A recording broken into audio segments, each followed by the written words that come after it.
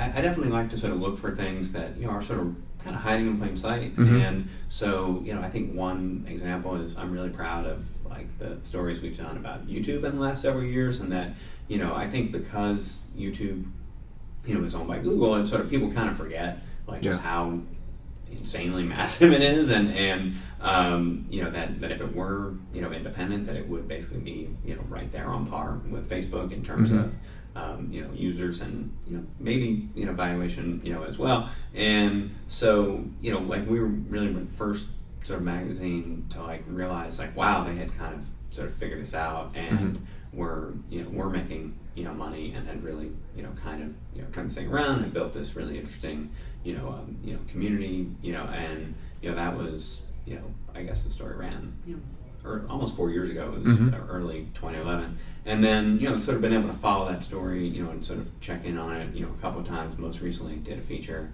I guess in September, on Susan Wojcicki and sort of the changes she's making, and sort of dealing with all the challenges of sort of everyone else now seeing the opportunity around video, and having to compete against Facebook and maybe Twitter and maybe Yahoo/Tumblr and whoever else. And so something like that's just sort of right there, and like people know YouTube and sort of obviously know it from like their experience of it, but don't necessarily realize just how again like just it feels how like big it is, and how global and important it is, and important to Google too. And it feels like plumbing in many ways. I mean, so anyway, back to Pluto TV. The point is, good product guy, serial entrepreneur for like 2 decades.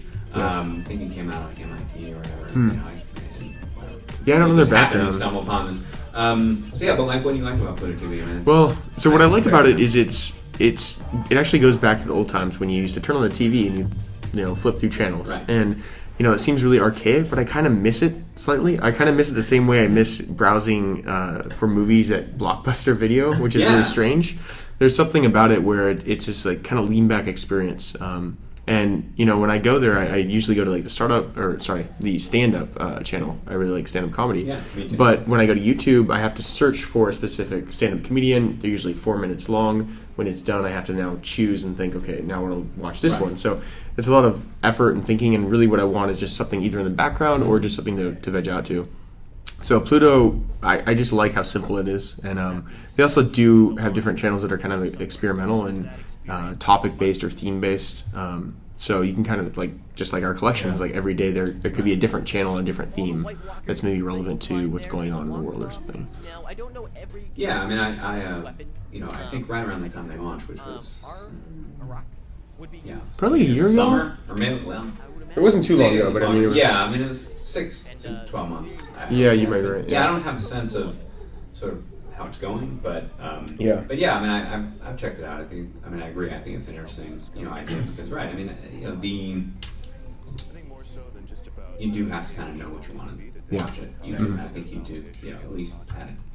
There was a time where like YouTube was trying to do a little more with, sort of like, hey, here's what's happening that you need to be watching today. Yeah.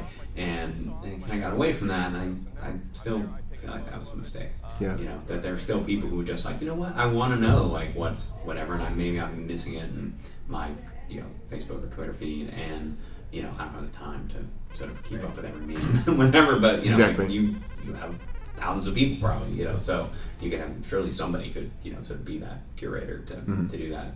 It's still a good idea, and we'll see. I mean, I think at this point YouTube is sort of more focused on I think both getting like companies to think about creating content, and then because then they're gonna have to buy advertising to get anybody to watch it, and sort of retaining their stars by offering them sort of money to do more ambitious programming, and which is good. I think that's great. And perhaps the way you got early in really covering YouTube, 4 years from now you might say about Product Hunt. Yeah, I mean, look, late 2014, I still don't. I can't remember exactly, but I feel like I did. Honestly, I think I did first hear about the podcast, and then, really? And I was like, wow, that sounds cool. Like, rapprochement, and so I hope that's the first time that word's been used there. Word of the day. And but then as he started, when everyone's like actors and musicians, and just felt a little more typical, I got kind of bored with it. But But yeah, I mean, it's a good podcast. Don't get me wrong. Cool. Well, thanks for coming on. No, thank you. It's fun. Thanks. We